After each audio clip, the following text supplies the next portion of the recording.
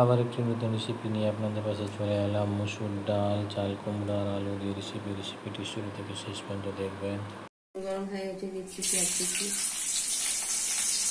লাল হয়ে গেছে, দিচ্ছি আদা রসুন বাটা, ভালো করে আদা রসুন বাটাটা ভাজবেন।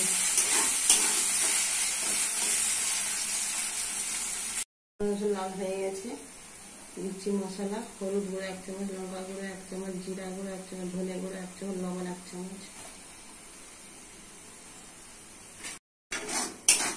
মশলা ভালো করে কষে নিতে হবে।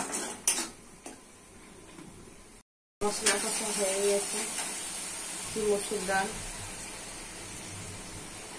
মশলাটাকে ভালো করে কষিয়ে রান্না করে নিতে হবে। মসুর ডাল কষা হয়ে গেছে, যে চাল কুমড়া আলু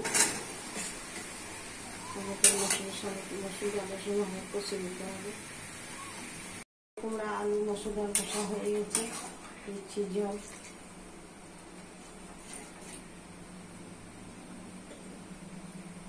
দিচ্ছি গরম মশলা,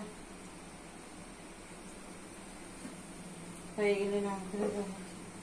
রেসিপিটি রেডি হয়ে গেছে। কত সুন্দর, কত টেস্টি। বাড়িতে করে খাবেন, পরিবারকে করে খাবেন। সাবস্ক্রাইব করবেন, সঙ্গে থাকবেন, পাশে থাকবেন।